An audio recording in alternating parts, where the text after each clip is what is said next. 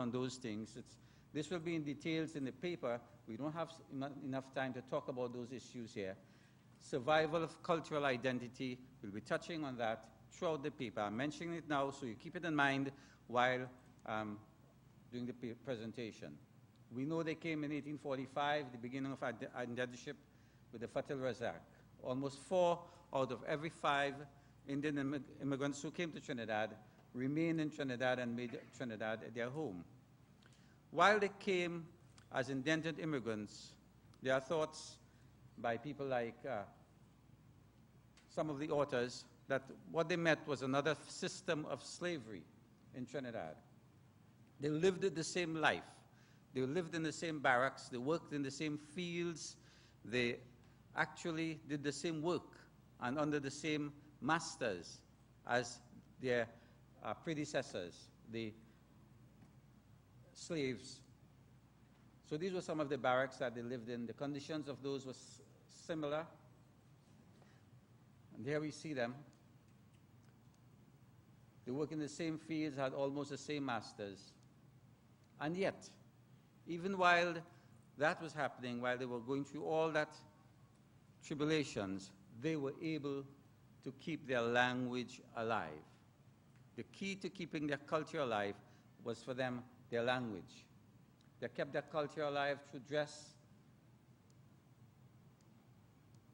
through their religions, which included Hinduism, Islam, and Christianity. Yes, a number of Christians also came during the time of indentureship.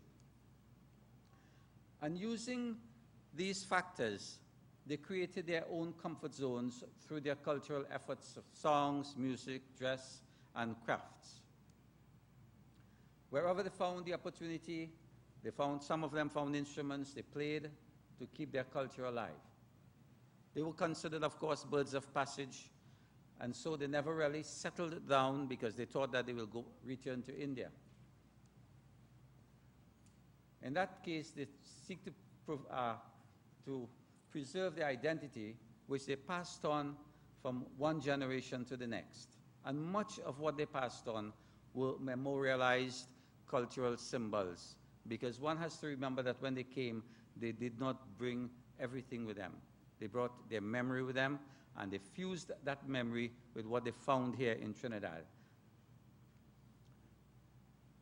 So while they were here, and while the language was a barrier of communication with their masters, it was a good force for them because of the concentration and the cohesion. They were able to survive because they were large numbers.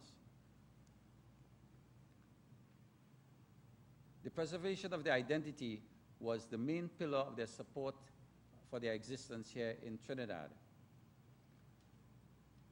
And we have to remember that much of what they practiced, much of what they did, was done within the confines of their barrack environment within the cane fields. They celebrated a lot of their activities, and there's a thought that I got from some of the people I interviewed that many of the activities or the festivals that they celebrated were done outside of the correct time, not within the correct time frame, because they did not have any pundits at that time to guide them, no patras and so on. There were few pundits, and many of the rituals and ceremonies, as I said, were practiced outside with reference to patras. However, by the 1920s and 30s, when Indian missionaries came to Trinidad, those things became important issues, and people paid more attention to the dates and times for the various festivals. One such festival that they used to keep their memory alive, the largest festival in the Hindu calendar, was Ramleela. At first, they used the barrack location between the two barracks where they lived. There were parallel barracks. They used that space between their stolen spaces, I call them, to keep their culture alive. However, they were moved from those spaces because of the noise, because of whatever reasons. They were moved from there, and they went into the roadways to perform their Ramleela. And I heard Dr. Chakna this morning talk about that.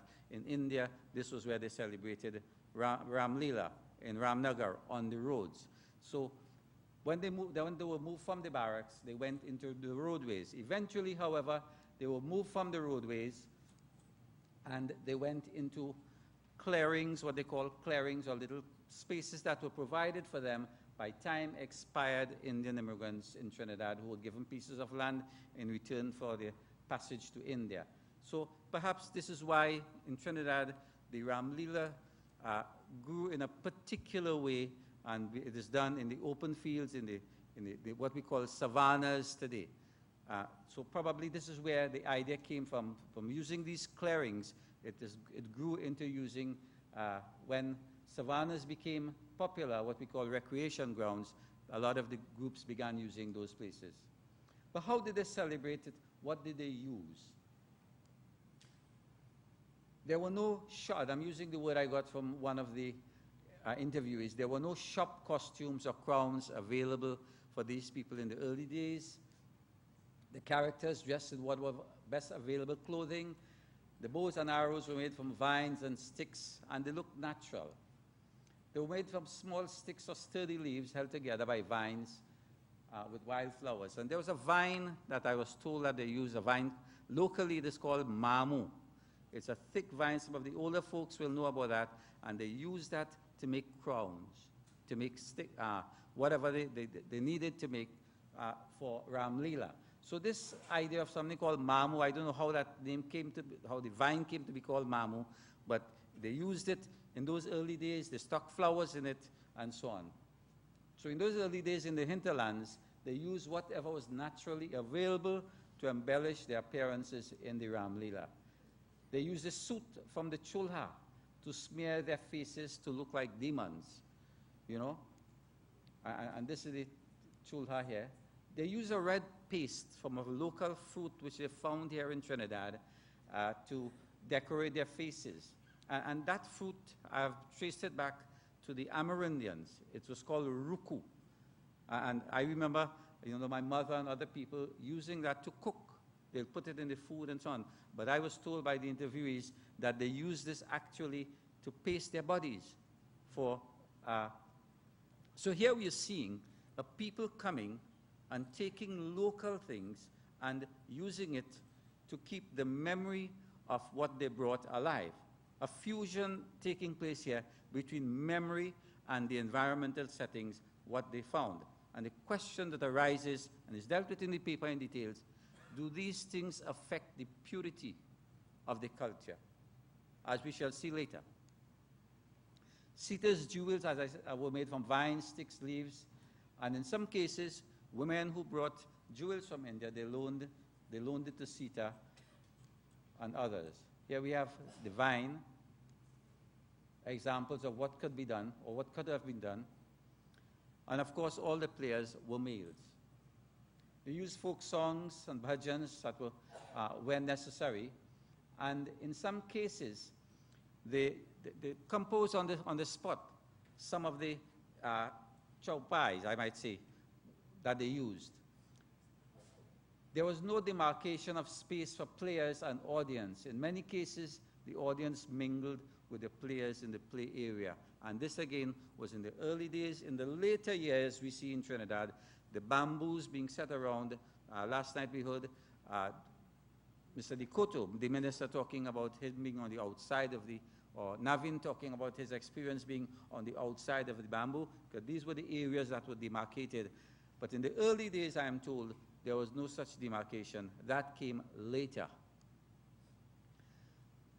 The narrator, of course, in those days spoke or told the stories from memory, unaided, and some people composed verses on the spot. By the 1930s, however, after indentureship ended in the 1920s and there was a dispersion from the barrack life, there was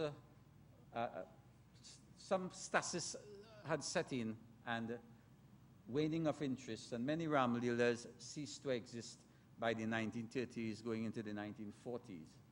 And the reasons were westernization, conversion, and the fact that nothing new. They tried to preserve what they had, but they were preserving something, but using local products, the dispersion of the barrack life and the growth of the dance dramas.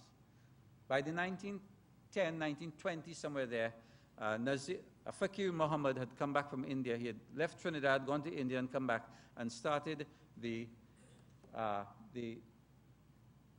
Indar Sabha dance movement in Trinidad, and that grew, and there were other dances that came out of that.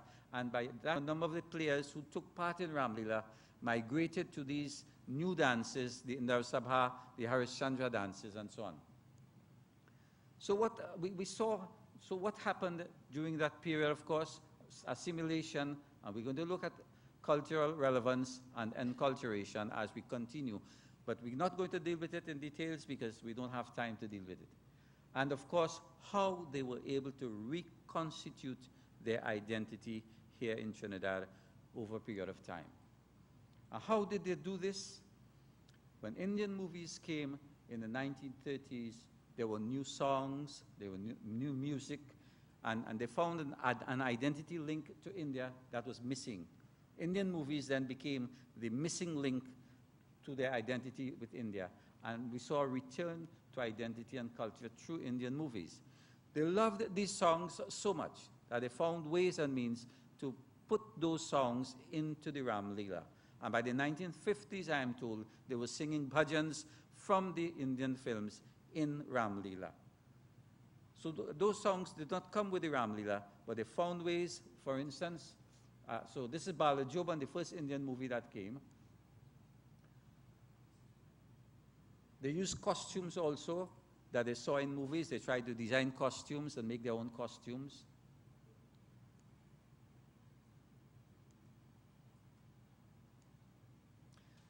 Acting, they tried to copy from the films what they saw. Music were used. And some of the songs that they took from the movies, songs like by the 1990s, Chor Chale, for those of you who remember that song, Chor Chale, Aaj Hamare Ram, Ayodhya Chor Chale, when Ram is leaving. And Pinjure Ke Panchi, when Dashrath dies in Sangri Gandhi, and the cremation is taking place, the song is played. Pinjare ke panchi re. So those are some of the songs, and they found ways of putting those songs in Ramleela. So the Indian movies influenced Ramleela in a great way, and in that way helped to reconstitute identity. Some of the costumes, and this is Sangri Gandhi Ramleela again.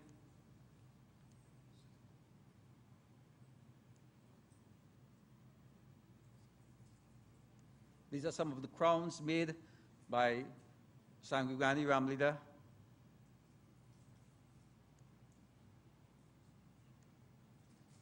And of course, some of them are copied from movies, from almanacs that we see.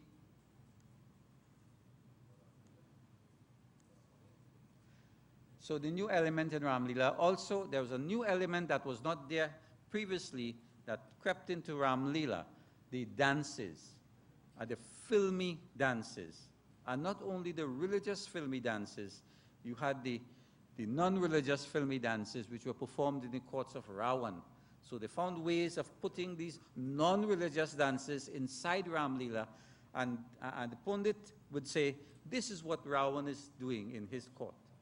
So you had the non-religious dances also incorporated in the Ramleela. Here, this is some of the people from the Sangri Gandhi Ramleela committee. One of the ladies there, one of the young ladies, she's also present in the audience here with her family. So these new dimensions appealed to the people, particularly the younger people, and helped Ramleela to stay alive in many of the communities in Trinidad. I just want to point out here that for me, there were two areas that we've been talking about, the core areas that do not change, the truths, the basic truths on which the Ramleela is based on the Ramayana, the Autaric principles, and so on, that do not change. The paraphernalia, the things that are used to embellish, the things that are used to embellish the Ramleela, those things change. So what we have seen from the early days that they came to the present time, a number of the paraphernalia changed. They use the mamu, they use the vines, they use the sticks, the flowers, the ruku. Today, they no longer use that. They use the store-bought things. Some people go to India. There's a booth outside called Litter Store. They bring down things from India. There are other people who go to India and import stuff that is used for Ramleela. So those things change, and I refer to them as the paraphernalia.